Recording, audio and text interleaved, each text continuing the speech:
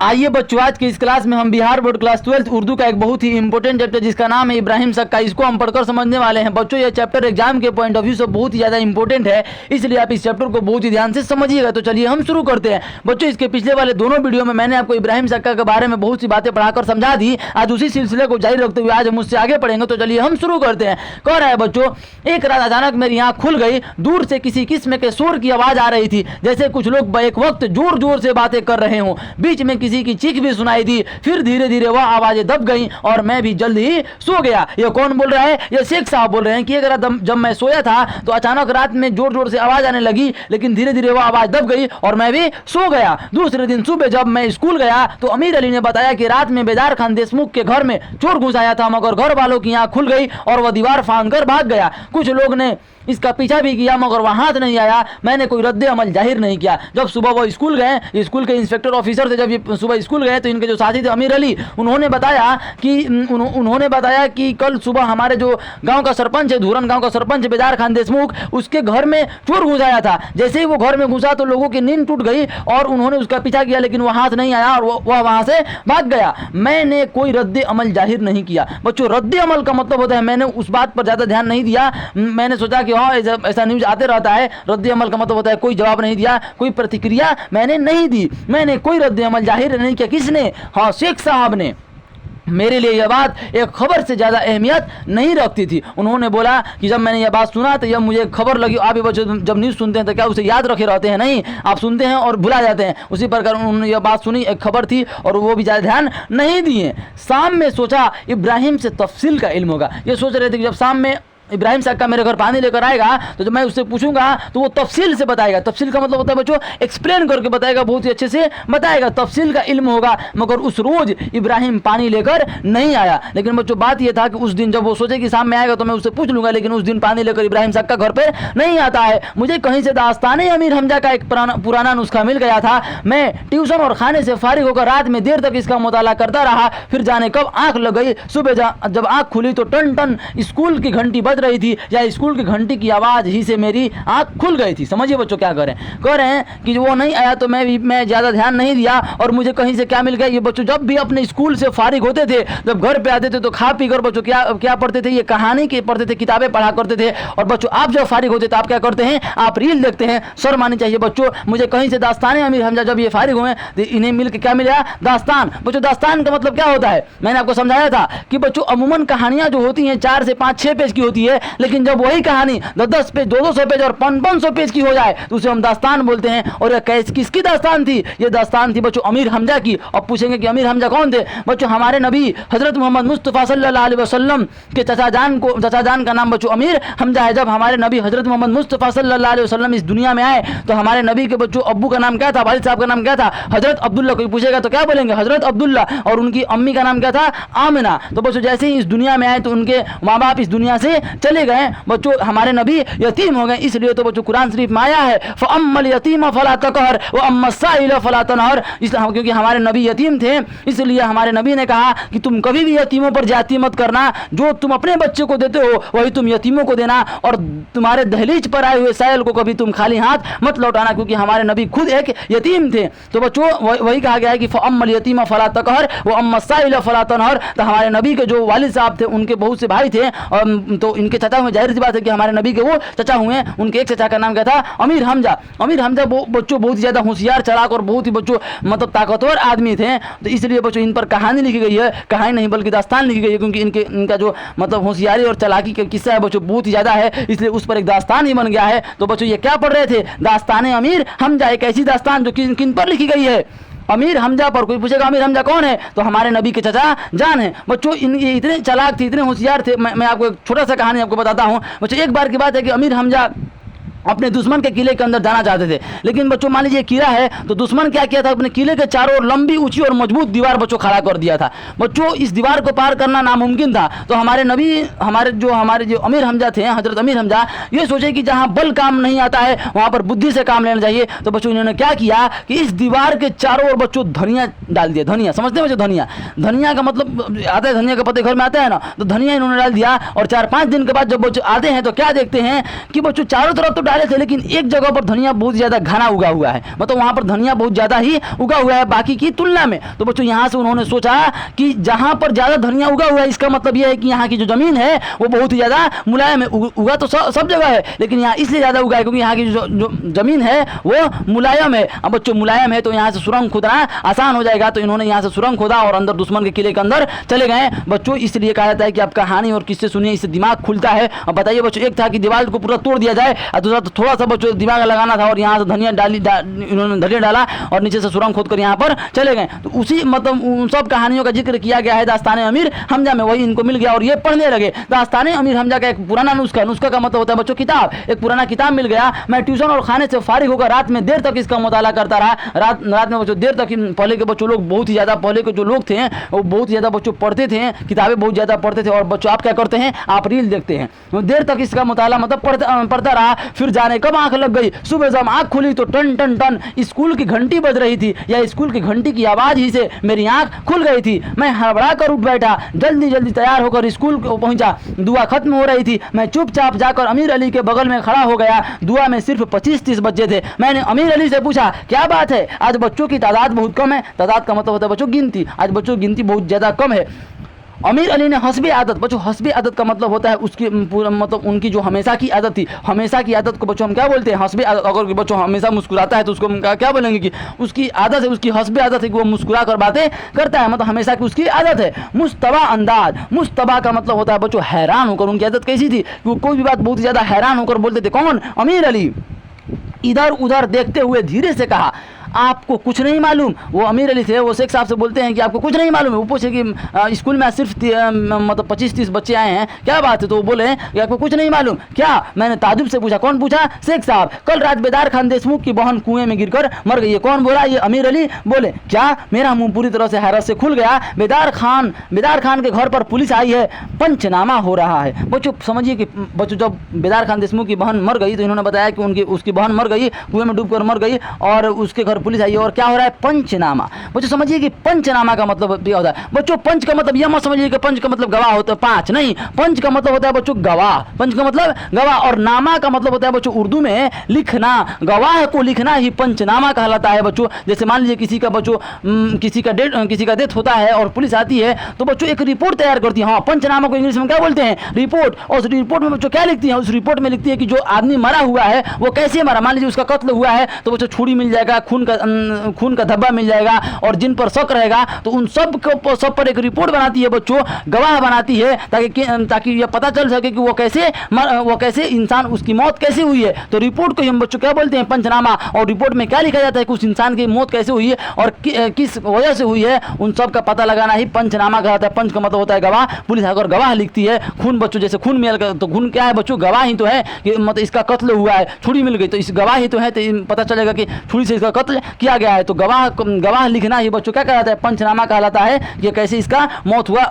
English में क्या बोलेंगे, रिपोर्ट। बच्चों अपने सरपंच का नाम सुना है, हाँ सरपंच का अपने नाम सुना होगा। बच्चों सरपंच का मतलब 5 नहीं, पंच का मतलब होता है गवाह, मतलब ऐसे लोगों का समूह जो गवाही देते हो। जैसे मान लीजिए बच्चों आपके घर में कोई बात हुआ तो आपके मम्मी पापा क्या बोलते हैं कि सरपंच को हम बुलाएंगे। मतलब क्या कि लोगों का जो समूह है जो गवाही का काम करता है उसको हम बुलाएंगे और वही फैसला करेगा क्योंकि वो गवाह है। जब ये काम मान लीजिए आपके घर में बच्चों किसी का नया शादी हुआ और लड़ाई झगड़ा कर रहा है तो बच्चों क्या बोलता है आदमी कि सरपंच को बुलाएंगे। जो गवाह, जब शादी ब्याह हुआ होगा तो बच्चों गवाह रहे होंगे तो गवाह को बुलाया जाएगा और वही फैसला करेंगे। तो पंच का मतलब बच्चों क्या होता है, गवाह। तो वही पंचनामा का मतलब गवाह का रिपोर्ट बना रही थी कि इसकी मौत कैसे हुई है। उम्मीद करते हैं बच्चों कि पंचनामा का मतलब आप समझ गए होंगे।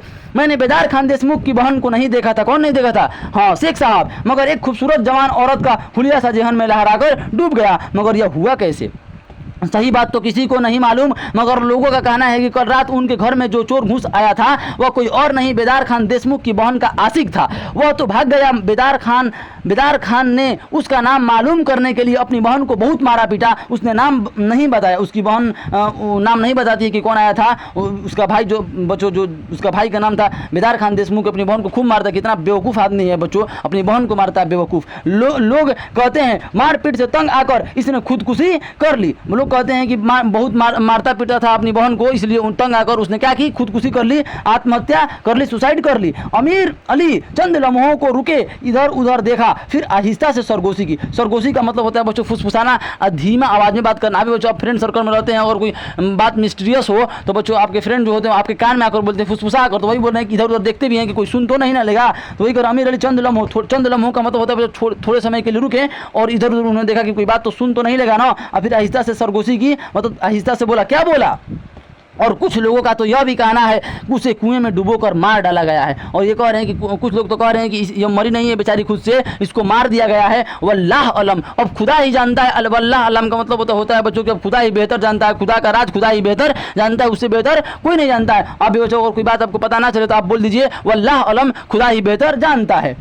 अमीर अली एकदम से चुप हो गए क्योंकि स्कूल इंचार्ज बदरुद्दीन हमारी तरफ आ रहे थे। इंचार्ज मतलब हेडमास्टर, जो हेडमास्टर थे धूरन गांव स्कूल के जो हेडमास्टर थे बदरुद्दीन साहब, वो आ रहे थे इन लोगों की तरफ, तो ये चुप हो गए, बात करना बंद कर दिए। बदरुद्दीन साहब करीब आ गए तो उन्होंने हम दोनों से मुखातिब होकर कहा। बच्चों मुखातिब का मतलब होता है अपना मुख, मुखातिब मुख से बना है मुखातिब, अपना मुख करके बात करने से। बच्चों मैं जैसे आप पढ़ रहे हैं, मोबाइल अपने सामने रखा है और बच्चों मैं बोल रहा हूँ तो मोबाइल आपके मुखातिब है, आपके सामने है, तो कोई आपकी तरफ मुँह कर बोले तो इसे हम क्या बोलते हैं, मुखातिब होकर बोल रहा है। तो जो बदरुद्दीन थे इन दोनों की तरफ मुखातिब होकर बोले, मतलब इन दोनों की तरफ मुंह कर बोले। आज हाजिरी बहुत कम है, फिर खुद ही हाथ मलते हुए बड़बड़ाने, और वो भी पूछे कि आज हाजिरी बहुत कम है, और उनको ही पता था, और उन्होंने हाथ मलते मलते क्या बोला, जो कुछ हुआ बुरा हुआ, एक मासूम की जान चली गई। उन्होंने कहा कि जो कुछ हुआ बहुत बुरा हुआ, एक मासूम की जान चली गई। क्या उम्र थी मरहुमा की? मैंने यूं ही पूछ लिया। शेख साहब पूछेंगे कि जो मरी है उसकी उम्र क्या थी? यही 30-32 के आसपास होगी। और अमीर अली ने बताया उनकी उम्र, जो मरी हैं उनकी उम्र क्या थी, 30-32 साल की थी, गैर शादीशुदा थी। और ये पूछ रहे हैं कि उसकी शादी नहीं हुई थी, तो नहीं, उसकी शादी नहीं हुई थी। यही तो उलमिया है। उलमिया का मतलब होता है बच्चों यही तो बात है, यही तो मेन वजह है, यही तो मेन रीजन है। बेदार खान का खौफ लोगों पर कुछ ऐसा है कि कोई रिश्ता लेकर आने की जुर्रत का मतलब होता है बच्चों हिम्मत, कोई जुर्रत ही नहीं करता। 2-1 रिश्ते आए भी तो बेदार खान ने यह कहकर ठुकरा दिया कि हमारे हम रुतबा नहीं है, खुदा गुरूर को कभी पसंद नहीं करता है। कह रहे अमीर अली कि 2-3-4 रिश्ते आए भी तो बेदार खान देशमुख बहुत घमंडी है, बहुत ज़्यादा दबंग आदमी है। वो उन लोगों से बोला कि तुम मेरे औकात के नहीं हो, हम रुतबा का मतलब होता है बच्चों तुम मेरे औकात के नहीं हो, और उसने उन लोगों को ठुकरा दिया, वो रिश्ता को कबूल नहीं किया। इसी तो बच्चों 30-32 साल उम्र होगी थी इसकी बहन की। बच्चों सरकार ने शादी का उम्र लड़कियों को तय किया है 22 साल। 22 साल बच्चों मिनिमम एज कितना हो जाइए, 22 साल। और इसकी जो बहन थी उसकी एज कितनी थी, 30-32 साल। बच्चों बताइए पहले जमाने का बात है। तो वही कह रहे बच्चों, ये क्योंकि घमंडी था, और घमंडी था साथ में बच्चों ये भी था कि मतलब किसी को ज़्यादा वैल्यू नहीं देता था, तो लोग इसके पास आते भी नहीं थे।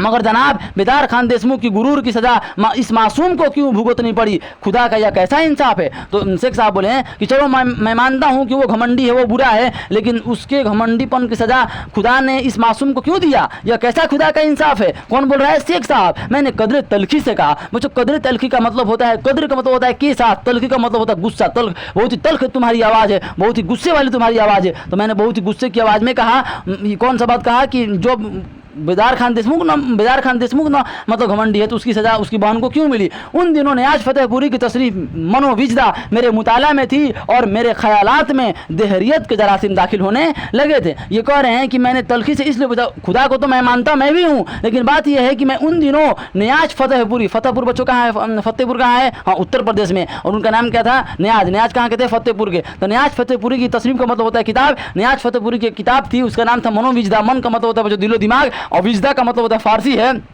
विजदा का मतलब होता है खुदा और दिल दिमाग। न्याज फतेहपुरी ने मनोविजदा में क्या बताया है कि खुदा इतना मतलब जुल्म होता है, इतने जुल्म किया जाता है लोगों के ऊपर, फिर भी खुदा, अगर हम कहते हैं कि खुदा मतलब हर मखलूक पर खुदा की पकड़ है, तो खुदा मतलब जुल्म को बर्दाश्त क्यों करता है? वो जुल्म को ख़त्म क्यों नहीं करता? जो जुल्म करते हैं उनको ख़त्म क्यों नहीं कर देता?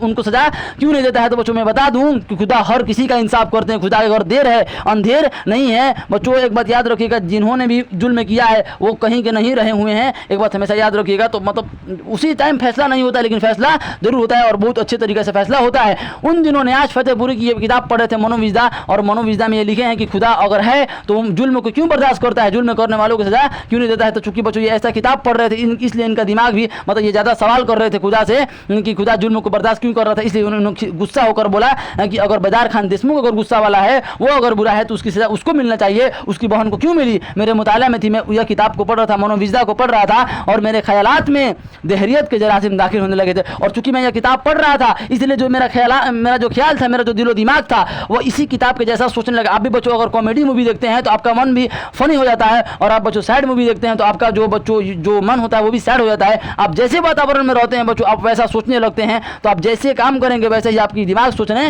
लगेगा। तो ये भी मतलब यह किताब की तरफ सोचने लगे और खुदा से सवाल करने लगे थे। देहरियत बच्चों, देहरियत का मतलब होता है प्रभाव, वो उस किताब का प्रभाव मेरे ऊपर भी था। और जरासीम का मतलब होता है जिस्म बच्चों, जिस्म प्लस असर, जो जिस्म पर असर करे उसे हम जरासीम बोलते हैं। एक बात याद रखिएगा बच्चों, जीवाणु क्या करते हैं, जो जीवाणु होते हैं वो बच्चों जिस्म पर असर ही तो करते हैं। तो जो बात जिस्म पर असर करे उसे हम जरासीम बोलते हैं। जैसे बच्चों सुई का चुभना, ये जरासीम है, ये जिस्म पर असर कर रहा है। तो यह किताब जरासीम था, इनके जिस्म पर असर किया था, इसलिए उन्होंने कदरे तलखी से बोला, गुस्से के साथ बोला कि खुदा है तो वो जुल्म को बर्दाश्त क्यों करता है। खुदा की मसलियत खुदा ही बेहतर जानता है, हमारी क्या मजाल कि उसकी तह तक पहुंच सके। और जो बच्चों बदरुद्दीन साहब इंचार्ज जो थे वो बोले कि खुदा की मसलियत, खुदा का राज, मसलियत का मतलब होता है बच्चों राज, खुदा की मसलियत खुदा ही बेहतर जानता है, हमारी क्या मजाल कि उसकी तह तक, उसके बॉटम तक उस राज को हम जान सके, हमारी औकात नहीं है। बदरुद्दीन साहब ने फैसला सुना दिया और ऑफिस रूम की तरफ यह बात बोलकर बच्चों, बदरुद्दीन साहब फैसला मतलब यही बात बोलकर ऑफिस रूम की तरफ मुड़ गए। हमारे लिए भी इशारा था कि हम अपनी अपने क्लासों में चले जाएं। ट्यूशन के बच्चे जा चुके थे, बाहर अंधेरा फैल गया था, तबीयत में अजीब कुशलमंदी थी। कुशलमंदी का मतलब होता है बच्चों बेचैनी, मतलब इनकी जो तबीयत था वो तबीयत में बेचैनपन था। उठकर कुछ पकाने को जी नहीं कर रहा था, कोई खास भूख भी नहीं थी। सोचा दूध रखा हुआ है उसी को गर्म करके पी लूंगा। इतने में किसी की पुकार सुनाई दी। गांव के बांगी साहब आवाज लगा रहे थे, मैयत तैयार है। बच्चों बांगी साहब, बांग समझते हैं बच्चों, मुर्गा बांग देता है। बांग का मतलब होता है बच्चों तेज आवाज, तेज आवाज में बोलना ही बांग कहलाता है। तो मुर्गा बच्चों आपके कानों में आकर बोलता है, नहीं मुर्गा तेज बोलता है, इसलिए तो हम बोलते हैं मुर्गा बांग दे रहा है, मतलब मुर्गा जोर से बोल रहा है। तो बच्चों इंसान भी जोर से बोलते हैं कब, और किसी घर बच्चों ऐलान हो रहा है, किसी घर मैयत हो गया है, चाहे किसी घर बच्चों कुरान खाने होता है, आज तो बच्चों स्पीकर से बोला जाता है, लेकिन पहले बच्चों ऐसे ही बोला जाता था, तो जोर जोर से बोला जाता था। जो जोर से बोलता था उसे हम बांगी बोलते हैं। आज जो बुलंद आवाज, जो तेज आवाज को हम बांग बोलते हैं, और जो तेज आवाज को बोलता है उसे हम बांगी बोलते हैं। तो बांगी साहब आवाज लगा रहे थे कि मैयत तैयार है, जिसको मिट्टी देना है वो आ जाए। उम्मीद करते हैं बच्चों कि आप बांगी का मतलब समझ गए होंगे। मैं अभी तक किसी भी मैयत में शरीक नहीं हुआ था। शरीक का मतलब होता है बच्चों मैं उसमें अभी शिरकत नहीं किया था, मैं उसमें गया नहीं था। कौन? शेख साहब बेवकूफ़ थे बच्चों, इतने पढ़े लिखे होकर मैयत में नहीं जाना चाहिए। क्या जानते हैं आप बच्चों, खुदा बोले हैं कि मैयत में हमें शरीक जरूर होना चाहिए। कोई अगर मर जाता है उसे मिट्टी जरूर देकर आना चाहिए, ये बहुत ही सवाब का काम है। मैं अभी तक किसी भी मैयत में शरीक नहीं हुआ था, लेकिन न जाने क्यों इस मैयत में शरीक होने की ख्वाहिश को मैं दबा नहीं सका। लेकिन अंदर ही अंदर मुझे लग रहा था कि मुझे इस मैयत में शरीक होना चाहिए, मुझे इस मैयत में जाना चाहिए। मैंने चप्पल पहने दरवाजा बंद किया और बेदार खान देशमुख के घर की तरफ चल पड़ा।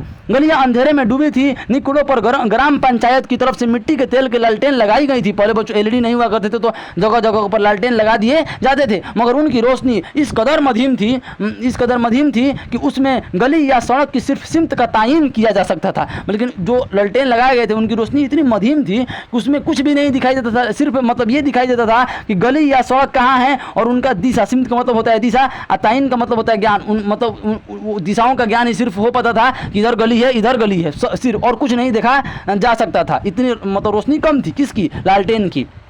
मैं अंधेरे में आंखें फाड़ फाड़ कर देखता हुआ बेदार खान देशमुख के घर के करीब पहुंच गया। मैंने दूर ही से देख लिया कि वहां गैस के 3-4 हिंडोले रोशन थे। बच्चों हिंडोले का मतलब होता है बच्चों झूला। एक बार हिंडोले का जो अर्थ मतलब शब्द जो लफ्ज है, इसका जो मीनिंग होता है वो होता है झूला।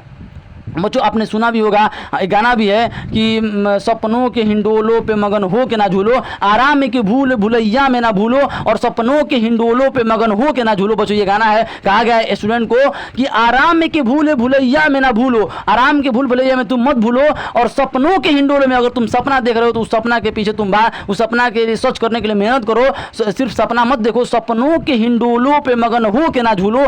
सपना के जो झूला है, हिंडोले का मतलब होता है बच्चों झूला, तो झूला बच्चों ऊपर नीचे ही तो होता है, अप डाउन बच्चों होता है। तो मतलब जो रोशनी मतलब बुझ जाए, मतलब जैसे बच्चों आप बताइए, जैसे में तारे हैं तो तारों की रोशनी कैसी है? हिंडोलों की रोशनी। हिंडोले का मतलब होता है बच्चों बंद हो जाना ऑन और ऑफ। बच्चों ऑन और ऑफ। ऑन ऑफ को हम क्या बोलते हैं?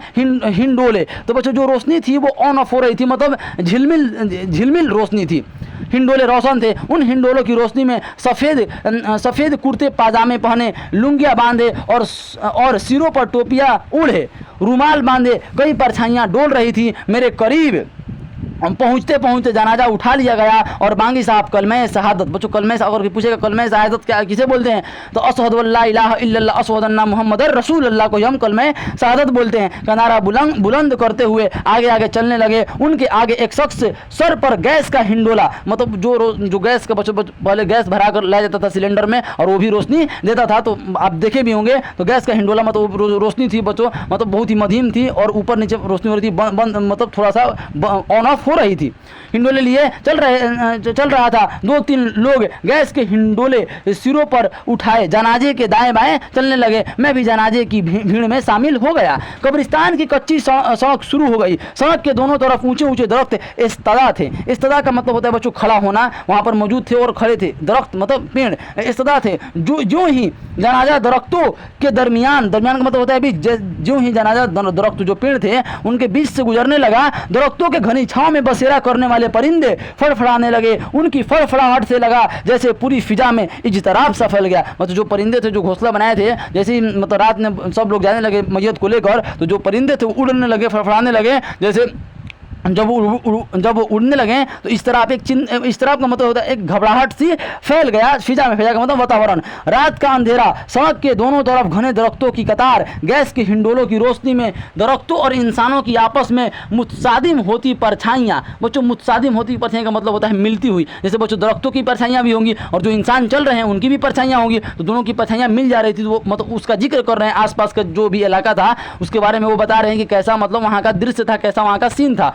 दरख्तों और इंसानों के आपस में मुतसादिम मतलब मिलती हुई परछाइयाँ, दरमियान मतलब बीच से गुजरता हुआ जनाजा, बांगी साहब का कलमे शहादत के नारे के साथ लोगों का जेरे लब कलमा पढ़ना, और जो आगे आगे पढ़ रहे थे कलमे शहादत और पीछे पीछे लोग भी पढ़ रहे थे। परिंदों के परों की फड़फड़ाहट और उन सब के ऊपर आसमान में टिमटिमाते तारे, फिजा में अजीब पुरअसरारियत सी पैदा हो गई थी। और ये सब बातें से ये जितनी भी बातें थी, फड़फड़ाहट था बच्चों और कलमा शहादत था, ये सब देखकर वो कह रहे हैं कि फिजा में, वातावरण में, जो वहाँ का वातावरण था, एटमॉस्फेयर था, वहाँ पर पुरअसरारियत का मतलब होता है बच्चों एक अजीब सी बेचैनी, मतलब ऐसा लग रहा था कि ये मरी नहीं है बेचारी, इसको मार दिया गया है। वही कह रहे हैं पुरअसरारियत, एक बेचैनी सी मतलब लग रही थी। मैं रफ्ता भीड़, अभी आपको आगे पढ़ेंगे, आगे मैं जब पढ़ूंगा तो आपको पता चलेगा। मैं रफ्ता भीड़ से पीछे हो गया था। इतने में मैंने देखा कि मुझसे भी पीछे काफी फासले पर कोई सिर से पांव तक काला कंबल ओढ़े लंगड़ाता लड़खड़ाता चला आ रहा है। अब जनाजा कब्रिस्तान में दाखिल हो रहा था। जनाजा कब्रिस्तान के गोशे में बनी छोटी सी मस्जिद के पास जाकर रुक गया। फिजा में अगरबत्ती, काफूर, बच्चों काफूर बोलते हैं इत्र को, अगर कोई बच्चों मैयत होता है और मैयत को कब्र में लटाया जाता है तो साथ में काफूर इत्र भी डाल दिया जाता है, उसको हम बोलते हैं काफूर। सब्ज का मतलब होता है बच्चों झाड़ी और फूलों, सब्ज और फूलों की मिली जुली खुशबू फैली हुई थी। हाँ बच्चों, मतलब कब्रिस्तान जहाँ होता है वहाँ पर बहुत से झाड़ी भी होते हैं तो उनकी खुशबू भी तो होती है, फूल भी होते हैं तो उनकी खुशबू होती है, वही कह रहे हैं, खुशबू फैली हुई थी। मगर यह खुशबू जिहन को तरावत अता करने के बजाय दिल पर अजीब उदासी की सी कैफियत तारी कर रही थी। कह रहे हैं कि मतलब खुशबू हमें कितना अच्छा लगता है, जो मतलब झाड़ी की खुशबू होता है बच्चों, जो फल और फूल का बच्चों जो खुशबू होता है वो हमें कितना अच्छा लगता है, लेकिन कह रहे हैं कि ये जो खुशबू थी ये अच्छी नहीं लग रही थी। मगर यह खुशबू जिहन को तरावत का मतलब होता है, तरावत का मतलब सुकून, जिहन को दिलो दिमाग को सुकून नहीं पहुंचा रही थी। खुशबू अमूमन बच्चों सुकून पहुंचाती है, लेकिन यह जो खुशबू थी वो सुकून नहीं पहुंचा रही थी, बजाय दिल पर अजीब उदासी, और इससे हमें एक अजीब सा उदासपन अंदर से लग रहा था। जनाजे को नीचे उतारा गया। लोगों ने जल्दी जल्दी सफ़े बनाई। सफ़े का मतलब होता है बच्चों लाइन। लोगों ने जल्दी जल्दी सफ़े बनाई। जनाजे की नमाज की तैयारी हो रही थी। जिन्हें नमाज में शरीक नहीं होना था वह इधर उधर बिखर गए थे। आप कहेंगे बच्चों की जिन्हें नमाज में शरीक होने का मतलब क्या है, तो बच्चों वो पाक बदन नहीं होंगे, उनका बदन पाक नहीं होगा, इसलिए बच्चों वो मतलब थोड़ा सा इधर उधर हो गए। जिन्हें नमाज में शरीक नहीं होना था वह इधर उधर बिखर गए। मैंने भी मुनासिब जगह की तलाश में चारों तरफ नज़र दौड़ाई। चारों तरफ ये कह रहे हैं कि मैं भी जनाजे की नमाज में शरीक नहीं होना चाहता, लेकिन महा बेवकूफ़ है बच्चों, हमें जनाजे की नमाज में शरीक जरूर होना चाहिए। और बच्चों अगर बदन पाक नहीं है तो बेवकूफ़ कैसे मिट्टी देने आ गए? बदन पाक रहेगा तभी तो मिट्टी देने आओगे, कैसे ही दे दोगे? तो मतलब इन लोग आए थे लेकिन ये जनाजे के नमाज में शरीक नहीं होना चाहिए था। पता नहीं अब क्या बात है। फिर टहलता हुआ सबसे अलग एक दरख्त के नीचे जाकर खड़ा हो गया। थोड़ी देर बाद एक मानूस, बच्चों मानूस का मतलब होता है जानी पहचानी, मानूस का मतलब जानी पहचानी, मानूस आवाज़ मेरे कानों से टकराई। ये कह रहे हैं कि मैं जनाजे में शरीक नहीं होना चाहता था और मैंने इधर उधर देखा, एक पेड़ की छांव में, पेड़ के दरख्त के नीचे मैं चला गया और वहाँ पर जब मैं गया तो मेरे कानों में मानूस आवाज़, एक जानी पहचानी आवाज़ कानों में टकराई। मास्टर साहब, मैंने चौंक कर देखा, वही कंबल पोष जो जनाजे के पीछे आ रहा था मेरे करीब खड़ा था। अंधेरे के बावजूद मैंने उसे पहचान लिया, वह इब्राहिम सक्का था। इब्राहिम, मैंने बेसाख्ता का मतलब मैं कंफर्म नहीं था कि इब्राहिम है, लेकिन क्योंकि अंधेरा था, लेकिन मैं बेसाख्ता का मतलब होता है बच्चों बिना कंफर्म हुए, लेकिन इतना मतलब लगे कि हाँ भैया वही हो सकता है। बेसाख्ता का, हाँ मास्टर साहब मैं अबू हूँ। इसका उर्फ क्या था? अबू। सब लोग इसे क्या बोलते थे? अबू, इब्राहिम सक्का को। मैंने महसूस किया कि वो हल्के हल्के कांप रहा था। अंधेरे में उसे गौर से देखने की कोशिश की। उसकी दाढ़ी बड़ी हुई थी, बाल उलझे हुए और आंखों में वहशत का मतलब होता है डर, आंखों में वहशत थी। वह ठीक से खड़ा नहीं हो पा रहा था, बार बार पहलू बदल रहा था। पहलू का मतलब होता है बच्चों पैर, बार बार पैर इधर उधर कर रहा था। एक बार लड़खड़ा गया, मैंने हाथ बढ़ाकर उसका बाजू थाम लिया। उसके बदन से भाप से निकल रही थी, मतलब बहुत ज़्यादा बुखार था। अरे तुम्हें तो बहुत तेज बुखार है, तुम्हें इस हालत में बाहर नहीं निकलना चाहिए था। उसने जवाब में कुछ नहीं कहा, कांपता हुआ अकड़ू बैठ गया। अकड़ू मतलब अपने बॉडी को कंप्रेस करके बैठ गया, चुकू मुकू बैठ गया।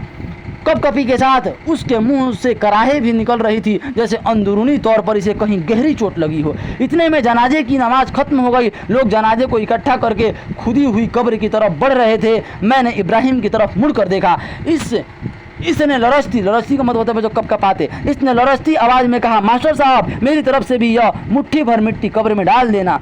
उसका हाथ कंबल से बाहर निकला हुआ था। मैंने दोनों हाथ फैलाकर उसकी दी हुई मिट्टी ले ली और कब्र की तरफ बढ़ गया। लोग कब्र को चारों तरफ से घेरे हुए थे। जनाजे का ढक्कन हटाकर लोगों ने मैयत को जनाजे से निकाला और कलमा पढ़ते हुए मैयत को कब्र में खड़े दो शख्सों के हाथों में दे दिया। दोनों ने मैयत को कब्र में लिटा दिया और लकड़ी के लट्ठों, बरगों का मतलब होता है लट्ठों, लकड़ी के लट्ठों से आते बच्चों बांस डाला जाता है, बरगों से मैयत को ढक के कब्र से बाहर निकल आए। आसपास की मिट्टी से जल्दी जल्दी कब्र को भरा जाने लगा। लोग अपनी मुट्ठियों में मिट्टी लिए कुल अल्लाह। आप भी बच्चों अगर जाएं, अगर किसी का मट्टी में अगर आप शरीक हों, अगर आप मिट्टी डालें तो क्या पढ़ेंगे? कुल अल्लाह पढ़कर कब्र पर डाल रहे थे। मैंने भी इब्राहिम की दी हुई मिट्टी कब्र में डाल दी। कब्र मिट्टी से भर चुकी थी। दो मजदूरों ने फावड़े से मिट्टी को समेटकर तुरबत, बच्चों तुरबत का मतलब होता है मिट्टी को ऊंचा कर दें, जैसे देखिए इसको हम बोलते हैं तुरबत, कब्र बना दी। बांगी साहब ने सब्जे का मतलब बच्चों झाड़ी की एक टहनी कब्र के सिरहाने गाड़ी और फातिहा पढ़ने लगे। हाँ बच्चों, कभी भी अगर किसी को दफनाने जाए बच्चों तो उसके सिरहाने बच्चों मतलब यहाँ पर सिरहाने एक पेड़ जरूर लगा देंगे कि बच्चों हश्र के दिन यहीं पेड़ उसके लिए छाव बन जाएगा। जब उसे सवाल जवाब किया जाएगा तो यह छाव में रहेगा, ना कि धूप में यह रहेगा, इसलिए हमें पेड़ जरूर लगाना चाहिए। तो वही कहने कि जो बांगी साहब थे जो जोर से बोल रहे थे, ऐलान कर रहे थे, सब मतलब झाड़ी की एक टहनी कब्र के सिरहाने मतलब सिर के तरफ सिरहाने गाड़ दी और फातिहा पढ़ने लगे। फातिहा खत्म करके सब लोग कब्रिस्तान के गेट की तरफ मुड़ गए। मैंने मुड़कर इस दरख्त की तरफ देखा जहां इब्राहिम सक्का को छोड़ आया था, मगर अब इब्राहिम सक्का वहां नहीं था। मैंने इधर उधर नजर दौड़ाई, इब्राहिम कहीं नजर नहीं आया, शायद वो लौट गया था। मैं भी बोझल मतलब बहुत ही भारी कदम, बहुत ही उदास मन से बोझल कदमों के साथ अपने कमरे पर लौट गया। उस रात मुझे ठीक से नींद नहीं आई। कब्रिस्तान के पुर असरार का मतलब होता है बेचैनी वाला वातावरण, पुर असरार फिजा का मतलब होता है बेचैनी वाला वातावरण बार बार मेरी नींद में खलल डाल रहा था। मैं खौफजदा नहीं था, मगर एक बेनाम उदासी मेरे हवास पर छाई हुई थी। ये कह रहे हैं कि जब मैं घर पर आया तो मैं बहुत ही ज़्यादा बेचैन था। जो कब्रिस्तान का जो फिजा था, जो वातावरण था, वो मेरे दिलो दिमाग पर छाया था। लेकिन एक बात कह रहे हैं कि मैं डरा हुआ नहीं था, मैं खौफजुदा का मतलब होता है जो डरा हुआ। जैसे बच्चों होता है ना, अगर कोई मौत से नहीं मरता है, फांसी लगाकर आत्महत्या कर लेता है तो लोग कहते हैं कि भूत बन जाएगा। ऐसा बच्चों कुछ होता नहीं है, लेकिन समझिए तो ये कह रहे हैं कि मैं डरा हुआ नहीं था, मैं खौफजदा नहीं था, लेकिन पता नहीं उदासी मेरे हवास का मतलब होता है बच्चों दिलो दिमाग। लोग कहते हैं ना होश हवास में है कि नहीं, मतलब तुम्हारा दिलो दिमाग तुम्हारे काबू में है कि नहीं। हवास का मतलब होता है दिमाग। तो उदासी मेरे दिमाग पर छाई हुई थी। सुबह जब आँख खुली तो बाहर कुछ शोर सुनाई दिया। मैंने खिड़की से झांक कर देखा, लोग जोर जोर से बातें करते हुए तेजी से एक तरफ को जा रहे थे। दो चार लड़के भागते हुए भी दिखाई दिए। मैं नींद के दबाव से लड़खड़ाता हुआ उठा और दरवाजा खोल दिया। फिर एक शख्स से पूछा, क्या हुआ भाई, ये लोग कहाँ जा रहे हैं? कब्रिस्तान में किसी की लाश पड़ी हुई है। वह शख्स बोला कि कब्रिस्तान में किसी की लाश पड़ी हुई है। वह शख्स तेजी से आगे बढ़ गया। मेरे जहन में एक खौफनाक अंदेशे ने सांप की तरह फन उठा दिया। कह रहे हैं कि जैसे ही वो बोला कि एक आदमी मरा हुआ है तो ये सोचे कि वो लग रहा है कि इब्राहिम सक्का का मर गया, मतलब वही कहें खौफनाक अंदेशे, मतलब एक अंदेशा था कि शायद वही लग रहा है कि मर गया। सांप की तरह फन उठाया। मैंने जल्दी जल्दी मुंह पर पानी की दो चार छपाके मारे और कब्रिस्तान की तरफ रवाना हो गया। कब्रिस्तान के चारों तरफ पूरा गाँव उमड़ा हुआ था। मैंने भीड़ में झांक कर देखा, रात की ताज़ा तुरबत पर, मतलब जो रात को दफनाया गया था, ताज़ा तुरबत मतलब जो ताज़ा कब्र थी, पर एक शख्स कंबल ओढ़े दोनों हाथों में तुरबत को बाहों में समेटे बेहसो हरकत पड़ा था।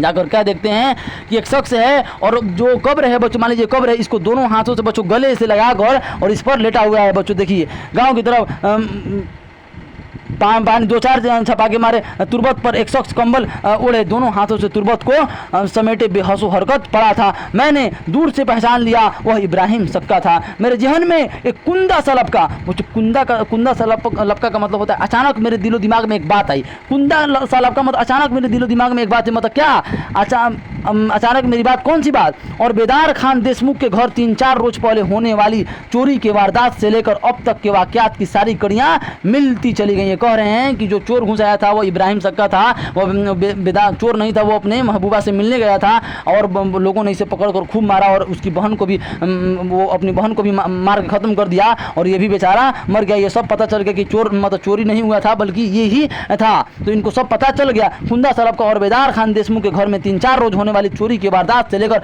अब तक के वाकयात की सारी कड़ियाँ मिलती चली गई। करीब की तहसील का मतलब होता है थाना, करीब के तहसील से कोई एक इंस्पेक्टर और हवलदारों और 2 हवलदारों को बुला लाया। वो लोग भीड़ को हटाते हुए कब्र के पास पहुंचे। उनके साथ गांव का तलाठी का मतलब होता है बच्चों महाराष्ट्र में चुकी है कहानी। सलाम बिन रजा कहाँ के थे? महाराष्ट्र के थे। और बच्चों अमीन समझते हैं, अमीन जो जमीन को नापता है उसे हम अमीन बोलते हैं। तो बच्चों जो महाराष्ट्र में अमीन नहीं बोला जाता है, मतलब रीजनल लैंग्वेज है। अमीन तो हमारे बिहार में बोला जाता है और बच्चों वहाँ पर महाराष्ट्र में क्या बोलता है? तलाठी। तो गांव का अमीन था और सरपंच, तो अभी मैंने आपको समझाया सरपंच भी थे। इंस्पेक्टर ने इब्राहिम सक्का को हिलाया डुलाया मगर वह इसी तरह बेहसो हरकत पड़ा रहा। हंसो हरकत का मतलब होता है बच्चों उसमें कोई भी मूवमेंट, कोई भी मतलब उसमें मूवमेंट नहीं थी, वह मर चुका था। मजमा होता है बच्चों group, collection of people is called मजमा में पहले तो सरगोशिया होने लगी। सरगोशिया का मतलब लोग फुसफुसा कर बातें कर रहे थे, धीरे धीरे बातें कर रहे थे, क्योंकि वो दबंग आदमी था। कौन? वो सब लोग जानते थे कि ये बात मतलब माजरा क्या था, लेकिन सभी लोग उससे डरते थे। वो फुसफुसा कर बोल रहे थे, लेकिन बच्चों कब तक डरिएगा, जुल्म कब तक इंसान बर्दाश्त करेगा? फिर लोग जोर जोर से बातें करने लगे, जोर जोर से लोग डरे नहीं और जोर जोर से बातें करने लगे। उनकी बातें तो समझ में नहीं आ रही थी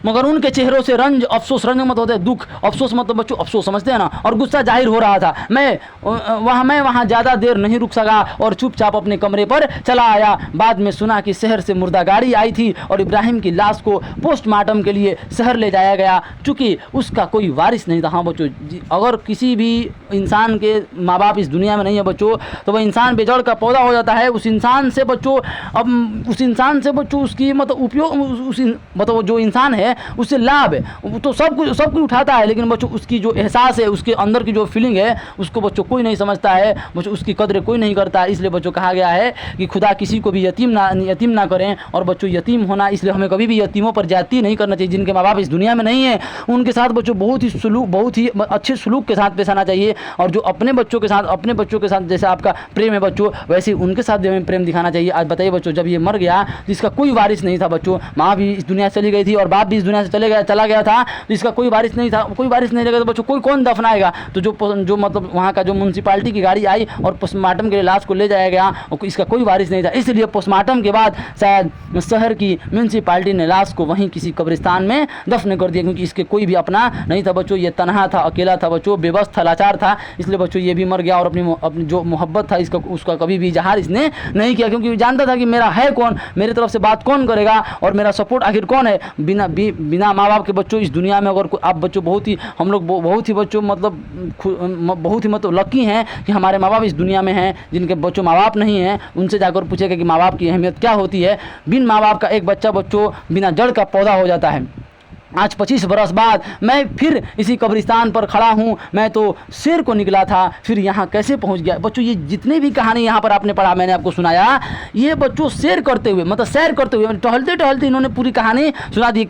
शुरू मैंने आपको स्टार्टिंग यहाँ से किया था, ये मतलब रिमार्क्स में स्कूल के बारे में बता रहे थे कि स्कूल का तालीमी हालत बहुत ही अच्छा है, और जब ये स्कूल से निकले तो बोले कि मैं जा रहा हूँ खेतों में टहलने के लिए, और खेत में टहलते टहलते इन्होंने पूरी कहानी को बयान कर दिया। आप भी बच्चों मूवी देखते होंगे अगर, तो कोई बच्चों हीरो और क्या रहता लगता है मान लीजिए हीरोइन को अगर मान लीजिए हीरो है अगर हीरोइन अगर इसको मान लीजिए कोई किस्सा सुना, मान लीजिए ये बहुत ही ज़्यादा मतलब बहुत ज़्यादा बड़ा आदमी बन गया है और बच्चों तब जो हीरोइन पूछती है कि तुम इतने बड़े कैसे बन गए, तो बच्चों ये इसको सुनाने लगता है और कहानी उसी पर पूरी मूवी खत्म हो जाती है। कहानी इसको सुनाने लगता है उसको बोलते हैं फ्लैशबैक। मतलब क्या कि मतलब कहानी अगर जो इसकी कहानी थी जो इसको बता रहा था और इसको बताने के दौरान ही बच्चों पूरी मूवी खत्म हो गई और उसी टेक्निक पर बच्चों ये कहानी लिखी गई है। बच्चों यही तो मतलब जितनी भी फिल्में बनती हैं उनको कौन लिखता है, यही राइटर लिखते हैं, यही स्टोरी राइटर लिखते हैं और ऐसे ही मतलब जो आपने पढ़ा ऐसे ही कहानी पर बच्चों फिल्म बन जाती है। इस पर भी फिल्म बन जाएगा बच्चों, इनफैक्ट बन चुका है। आज 25 बरस बाद मैं फिर इसी कब्रिस्तान पर खड़ा हूँ। मैं तो सैर को निकला था, फिर यहाँ कैसे पहुँच गया बच्चों, कैसे पहुँच गया। इंसान खो जाता है बच्चों, कहीं चल जाता है। शायद माजी मतलब बच्चों जो बीत चुका है, माजी हाल मुस्तकबिल आपने पढ़ा है ना, वो हमारी हाल कि कोई याद दामन पकड़े मुझे यहाँ तक खींच लाई थी। शाम होने को थी, सूरज डूब चुका था, मगरिब की तरफ आसमान की लाली में इजाफा हो गया था। परिंदे अपने अपने घोंसलों को लौट आए थे। कब्रिस्तान की फिजा उनके शोर से गूंज रही थी। मैंने कब्रिस्तान के चारों तरफ निगाह डाली, दूर तक कच्ची पक्की कब्रों का सिलसिला फैला हुआ था। 2-3 ताज़ा कब्रें भी नज़र आ रही थी। सर आप यहाँ खड़े हैं, मैं आपको नदी के पुल पर तलाश कर रहा था। मैं चौंक कर मुड़ा, अब्दुल रब मुझे तलाश करते हुए वहाँ आ पहुँचे थे। अब्दुल रब जो थे, अब्दुल रब बच्चों कौन थे, अब्दुल रब वहाँ के इंचार्ज थे, तो वही इनको तलाश करते करते आए। सर आप यहाँ खड़े हुए हैं, मैं आपको नदी के पुल के मतलब तलाश कर रहा था। हाँ बस यूँ ही सैर करते करते इस तरफ निकल आया था। मैंने भारी आवाज़ से कहा, दुख की आवाज़ में कहा, आपका कोई अजीज़ इस कब्रिस्तान में दफन है क्या? अजीज़? हाँ कुछ ऐसा ही समझिए। मैंने मुड़ते हुए कहा, चलिए चलते हैं। ये बोले शेख साहब की चलिए अब हम चलते हैं। मैं गाँव की तरफ चलने लगा। अब्दुल रब मेरे साथ चल रहे थे और गाँव की तरक्की के बारे में कुछ वह बता रहे थे, मगर मेरा जहन कहीं और भटक रहा था। इनका जहन कहाँ था? इब्राहिम सक्का पर था, क्योंकि वो मर गया था। इनका बहुत ही मतलब वो क्लोज था। मेरा जहन से 25 बरस पर मेरे जहन से 25 बरस पुराने नक्कूस, बच्चों नक्शा की जमा होती है नक्कूस जितना भी नक्शा था 25 बरस इन्होंने जो देखा था अभी भी पूरी तरह से जायल, पूरी तरह से ख़त्म नहीं हुआ था। बच्चों ज़िंदगी में बहुत से वाक़यात जो होते हैं जो ज़िंदगी भर रहते हैं, कभी भी वो मिटते नहीं हैं। तो उनमें से एक यह वाक़या था जो ज़िंदगी भर इनको याद था, जायल नहीं हो रहे थे। उम्मीद करते हैं बच्चों कि आपको यह कहानी बहुत ही अच्छे तरीके से समझ में आई होगी। बच्चों सबसे इंपॉर्टेंट है कि इस कहानी का जो बच्चों यहाँ पर दिया हुआ है, आपने पढ़ा समरी, इसको आप बच्चों बहुत ही ध्यान से समझिए, क्योंकि इसमें बहुत सी बातें दी गई हैं। समझिए क्या कह रहा है बच्चों, कह रहा है यह अफसाना सलाम बिन रज्जाक के अफसानवी मजमूआ शिकस्ता बूतों के दरमियान से माखूज है। एग्जाम में आएगा बच्चों कि ये जो कहानी है सलाम इब्राहिम सक्का, यह कहाँ से माखूज किया गया? शिकस्ता बूतों के दरमियान। यह कहानी मैंने आपको वीडियो में समझा दिया है। यह समाज के कमज़ोर तबके से ताल्लुक़ रखने वाले लोगों की कहानी है। कमज़ोर तबका मतलब बहुत ही जो गरीब इंसान है वो, वहाँ से यह कहानी लिया गया है। बच्चों इब्राहिम सक्का अमीर था नहीं, गरीब था। वह काबिल मुबारकबाद है कि गम होते पैसे और मृत्यु ही जिंदगियों की सांसों की डोर को अपने अफसाने में जमा करके इन्होंने एक बड़ा तहजीबी फरीजा अंजाम दिया है। कह रहे हैं कि गुम होते पैसे, जो पैसे गुम हो गए हैं। पैसा मतलब बच्चों प्रोफेशन, जैसे पानी पिलाने वाला, आप बच्चों नहीं सुने होंगे, जब मैं आपको कहानी सुनाया तभी आप समझे कि पानी पिलाने वाला भी होता था क्या पहले? हाँ बच्चों होता था। तो गुम होते पैसे जो प्रोफेशन था, जो काम था वो खत्म हो चुका है, अब वो इस दुनिया में नहीं है। तो बच्चों वैसे पैसे इन्होंने उठाया, बहुत ही मामूली सा पैसा, बहुत ही मामूली सा प्रोफेशन इन्होंने उठाया और मृत्यु हुई जिंदगी और गरीबों की जिंदगी, गरीब का जो जिंदगी है, उन दोनों की डोर को अपने अफसाने में जमा करके इन्होंने बड़ा ही तहजीबी फरीजा अंजाम दिया है। अफसाना इब्राहिम सक्का एक मामूली और आम भिस्ती की कहानी है। शेख साहब धूरन गांव में स्कूल का मुअय्यना मतलब इंस्पेक्शन करने स्कूल इंस्पेक्टर की हैसियत से तशरीफ़ लाते हैं। यह वही स्कूल है जहाँ वो 25 बरस पहले एक मुदर्रिस, एक टीचर की हैसियत से मुकर्रिर हुए थे। इसी गाँव में वाहिद भिस्ती इब्राहिम सक्का है जो पानी भरने के लिए शेख साहब के यहाँ आता जाता है। वह मामूली शक्ल सूरत का इंसान है और निहायत गरीब है। सलाम बिन रज्जाक ने एक मामूली और आम इंसान इब्राहिम सक्का को अपने अफसाने का मरकजी मतलब मरकजी किरदार, मेन कैरेक्टर बनाकर मतलब हीरो बनाकर, इस कहानी का जो हीरो कौन है? अब इब्राहिम सक्का ऑफकोर्स। इसकी ज़िंदगी के दुखों, तकलीफ़ों और महरूमियों का मतलब होता है बच्चों जब ख्वाहिश पूरी ना हो तो उसे हम महरूम बोलते हैं। और हसरतों को हमारे सामने रख दिया है। वह एक खुददार का मतलब होता है बच्चों आत्मनिर्भर, जो किसी पर डिपेंडेंट ना हो और मेहनत कश इंसान है, किसी के रहमो करम और दूसरों दूसरों के टुकड़ों पर जीना नहीं चाहता है, बल्कि मेहनत की रोटी खाना पसंद करता है। हाँ बच्चों, मजदूर है बच्चों, मजदूर जो है वो दिन भर काम करता है और अपनी मेहनत की कमी नहीं खाता है। और जो बच्चों बहुत से लोग हैं जो झोल झाल करके पैसे कमाते हैं और झोल झाल की कमी नहीं खाते हैं, तो वो पैसा बच्चों ज़्यादा दिन तक रहता नहीं है। तो ये जो बच्चों गरीब तो था लेकिन अपनी मेहनत पर भरोसा करता था। जो शेख साहब थे उनके लिए तो मतलब गाँव से खाना आता था, ये लोग पैसे भी लेते थे और गाँव से खाना भी लेते थे, लेकिन ये कहता था कि नहीं, मैं जितना मेहनत करूँगा मैं उतना ही पैसा लूँगा, मैं उससे 1 रुपये ज़्यादा नहीं लूँगा। इसलिए ये खुददार था। खुददार अगर कोई बोलता है कि तुम बहुत ही खुददार इंसान हो, मतलब वो कह रहा है कि तुम बहुत ही ज़्यादा आत्मनिर्भर इंसान हो, तुम अपने आप पर भरोसा करते हो। और बच्चों आपको भी हमेशा अपने आप पर भरोसा करनी चाहिए। चाहता बल्कि मेहनत की रोटी खाना पसंद करता है। चूँकि वह एक 20-25 बरस का नौजवान लड़का है, इसलिए इसके अंदर भी मोहब्बत के एहसास, वो जज्बात उमड़ते हैं। समझिए, सबसे इंपॉर्टेंट बात है यहाँ पर बच्चों, इस बात को आप, इस लाइन को बच्चों golden line of this chapter कह दीजिए। कह रहे हैं यहाँ से बच्चों, यहाँ से करे, चूँकि वह एक 20-25 बरस का एक नौजवान लड़का है। हाँ बच्चों, जो मोहब्बत का जो एहसास होता है, मोहब्बत की जो फीलिंग होती है, प्रेम की जो भावनाएं होती हैं बच्चों, वो जवानी में ही तो होती है। बुढ़ापा में तो आपने नहीं सुना कि बुढ़ापा में कोई प्रेम करता है। तो बच्चों ऐसा नहीं है, इसको मजाक आप मत समझिए, ना ही आप हंसिए। बच्चों आप समझिए कि प्रेम की जो भावनाएं हैं, इंसान और रोबोट में क्या फ़र्क है कि रोबोट सब काम कर लेगा, आप जो करते हैं उससे भी आप परफेक्ट वो काम कर देगा, लेकिन वो एक चीज़ नहीं कर सकता है कि उसके अंदर भावनाएं नहीं है, उसके अंदर फीलिंग नहीं है। लेकिन इंसान के अंदर बच्चों फीलिंग है। कैसी फीलिंग है? प्रेम की फीलिंग है। प्रेम की फीलिंग है बच्चों, दोस्ती का फीलिंग है, लड़ाई का झगड़ा का फीलिंग है। तो वही कह रहे हैं कि अगर किसी के मन में प्रेम की भावना आ रही है तो बच्चों भावना आना लाजमी है। अगर आपके अंदर नहीं आ रही तो बच्चों इंसान, इसका मतलब है कि आप इंसान ही नहीं है, आप मतलब ऊपर वाले हैं, नहीं तो आप रोबोट हैं। तो आना लाजमी है। और यह प्रेम की भावना ये कब आती है? यह जवानी में आती है। प्रेम की भावना कब आती है? जवानी में आती है। तो वही कह रहे हैं, चूंकि यह 20-25 बरस का नौजवान है, इसलिए इसके अंदर भी मोहब्बत के एहसास, वो जज्बात उमड़ते हैं। बहुत से लोग बच्चों इसको बहुत ही मतलब गलत तरीका से पेश करते हैं। हमें गलत तरीका से इसे पेश नहीं करना चाहिए बच्चों। बॉलीवुड में जितने भी गाने हैं आप देखिएगा वो कैसे लिखे गए हैं। जितने भी गाने हैं बच्चों प्रेम पर ही तो लिखे गए हैं। तो एक बच्चों बहुत ही पाकीज़ा रिश्ता होता है,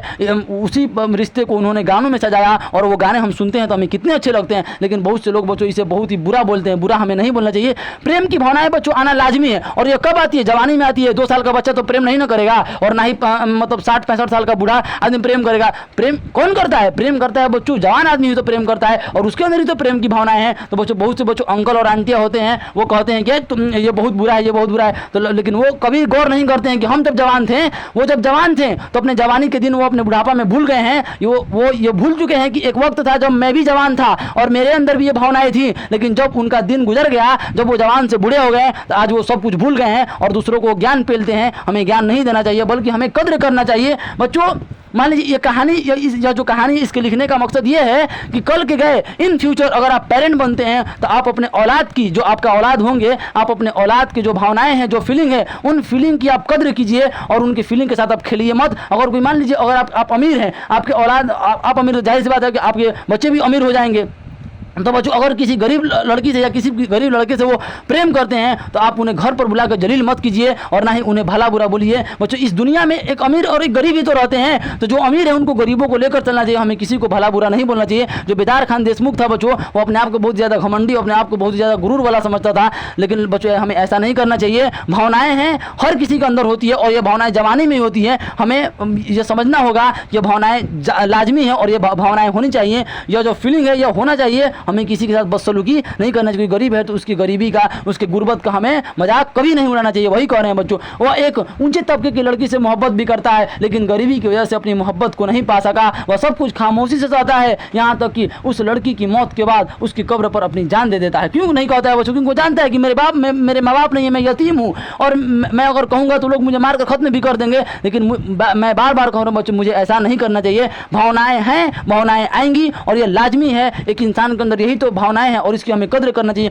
और आप भी बच्चों, आप इस भावना की इज्जत कीजिए, इस जो फीलिंग है इसकी इज्जत कीजिए। इसके साथ आप गलत काम मत कीजिए। एक बात हमेशा याद रखिएगा, इस अफसाने में एक भिश्ती की कहानी बयान हुई है जो बज़ाहिर एक आम और मामूली आदमी नज़र आता है, मगर इसमें जिस नूह की काबिले तवज्जो खास और गैर मामूली खसूसियतें पोशीदा हैं, उन पर से एक के बाद एक पर्दा उठने और उसके साथ ही उसकी ज़िंदगी के अंजाम पेशकश में बेपनाह तख्लीकी सलाहियत का इजहार सलाम बिन रज़ाक ने किया है। बच्चों इतना ही इंपॉर्टेंट है, इतना ही मुझे समझाना था। उम्मीद करते हैं बच्चों कि आप इस चैप्टर को बहुत ही अच्छे तरीके से बहुत ही अच्छे तरीके से आप इस चैप्टर को समझ गए होंगे। आइए अब हम इस चैप्टर के जो क्वेश्चन आंसर है बच्चों, इसको हम देख लेते हैं। सबसे पहले बच्चों को सलाम बिन रज्जाक को किस साल साहित्य अकादमी अवार्ड 2004 में किन शिकस्ता बूतो जो किताब लिखे थे ये उस पर किन दो जवानों के अदब से सलाम बिन रज्जाक से अदबी ताल्लुक है? उर्दू और फारसी जवानों के अदब से सलाम बिन रज्जाक का ताल्लुक है। सलाम बिन रज्जाक के 3 अफसानों के नाम लिखिए बच्चों। नंगी दोपहर का सिपाही, ऐसे लिखिएगा। सलाम बिन रज्जाक के 3 अफसानों के नाम दर्ज जेल हैं कौन कौन? बच्चों मैंने आपके लिए लिख भी दिया है, लिखिए। सलाम बिन रज्जाक के 3 अफसानों के नाम लिखिए। सलाम बिन रज्जाक के अफसानों के नाम दर्ज जेल है। शिकस्ता बूतों के दरमियान, नंगी दोपहर का सिपाही और माहिम की खाड़ी। किरदार असास का मतलब होता है जिसमें कैरेक्टर हो, जैसे जो आपने भी पढ़ा इसमें क्या था बच्चों, इसमें इब्राहिम सक्का था ना, तो ऐसे ही जिसमें कैरेक्टर हो अफसानों के उन्मानात और उनके लिखने वालों के नाम लिखिए। तो बच्चों किरदार असास 4 अफसानों के उन्मानात और उनके लिखने वालों के नाम बच्चों ये हैं। शिकस्ता बूतों के दरमियान, नंगी दोपहर का सिपाही और माहिम की खाड़ी, यही है बच्चों। इन तीनों में भी कैरेक्टर हैं और इसमें से जो इब्राहिम सक्का इसमें भी क्या है बच्चों, इब्राहिम सक्का भी आप बच्चों लिख सकते हैं। इब्राहिम सक्का की तालीम कहाँ तक हुई? तो चौथी क्लास तक इब्राहिम सक्का की तालीम चौथी जमात तक थी। आप बच्चों जब मैंने जो पढ़ाया आप उसको सुने होंगे तो आप आराम से ये जो क्वेश्चन है इसको आप कर लेंगे। इब्राहिम सक्का किससे मोहब्बत करता था? इब्राहिम सक्का सरपंच की लड़की से मोहब्बत करता था। इस अफसाने में किस गाँव का किस्सा बयान किया गया? इस अफसाने में धूरन गाँव का किस्सा बयान किया गया है। अब्दुल्ला रब और अब्दुल्ला भैंसा कौन था? अब्दुल्ला रब स्कूल के इंचार्ज थे, मतलब हेडमास्टर थे, और अब्दुल्ला भैंसा गाँव के मदरसे का मतवल्ली था, मतलब सेक्रेटरी था। आइए बच्चों जो तवील सवाल थे उसको हम देख लेते हैं। ये 2 ही इंपॉर्टेंट है, ज़्यादा आप पढ़िए मत क्योंकि आपके पास टाइम कहाँ है। इब्राहिम सक्का के खालिक कौन है और किस मजमुआ से अक्स का मतलब होता है बच्चों लिया गया है? Taken from. या जो इब्राहिम सक्का के खालिक कौन है? तो इब्राहिम सक्का के खालिक सलाम बिन रज्जाक है और ये कहाँ से लिया गया है? शिकस्ता बूतों के दरमियान से लिया गया है। इब्राहिम सक्का के मरकजी किरदार पर सरापा बयान कीजिए। मतलब इब्राहिम सक्का का जो मेन कैरेक्टर जो हमने पढ़ा इब्राहिम सक्का चैप्टर में, उसका सरापा सिर से पाँव तक की जो जितनी भी पर्सनालिटी है, जितनी भी खूबी है, उसको आप बयान कीजिए। इब्राहिम सक्का धूरनपुर गाँव का वाहिद भिस्ती था। गांव के सभी लोग इससे फ़ायदा उठाते थे। इब्राहिम सक्का ज़्यादा पढ़ा लिखा नहीं था और वह मामूली शक्ल सूरत का इंसान था। जब वो चौथी जमात में था तो उसके वालिद की मौत हो चुकी थी और पूरी जिम्मेदारी उसके ऊपर आ चुकी थी। इब्राहिम सक्का धूरन गांव के सरपंच की लड़की से मोहब्बत करता था, लेकिन अपनी गुर्बत की वजह से वह गुर्बत मतलब गरीबी, बहुत ज़्यादा गरीबी की वजह से अपनी इजहार मोहब्बत नहीं कर पाता और वह उसकी महबूबा इस दुनिया से चली जाती है और वो भी इस दुनिया से चला जाता है। अफसाना इब्राहिम सक्का के पेश नज़र सलाम बिन रज्जाक के जज्बात निगारी पर रोशनी डालिए। अफसाना इब्राहिम सक्का के जरिए से सलाम बिन रज्जाक हमारे समाज की सच्चाई को दिखाना चाहते हैं। वह यह कहना चाहते हैं कि हमारा मुल्क आज़ाद तो हो गया है, लेकिन आज भी हमारे समाज में छोटा बड़ा, ऊँच नीच और अमीर गरीब का फ़र्क बहुत वसी है, बहुत ही बड़ा है। आज भी अगर कोई लड़का जो गरीब है लेकिन वह मेहनत कश है, खुददार है और उच्च जात की लड़की से मोहब्बत नहीं कर सकता, अगर वह ऐसा करता है तो उसे सख्त मुखालफत मतलब बहुत ज़्यादा विरोध उसको लोग बहुत ज़्यादा मारते पीटते सामना करना पड़ता है, जो बहुत बड़ी बात है और बहुत ही बुरी बात है। बच्चों उम्मीद करते हैं कि आप यह जो चैप्टर मैंने आपको पढ़ाया बहुत ही अच्छे तरीके से समझ में आ गया होगा और इस चैप्टर के जो बच्चों क्वेश्चन आंसर होंगे इसको भी आप अच्छे तरीके से समझ गए होंगे। धन्यवाद।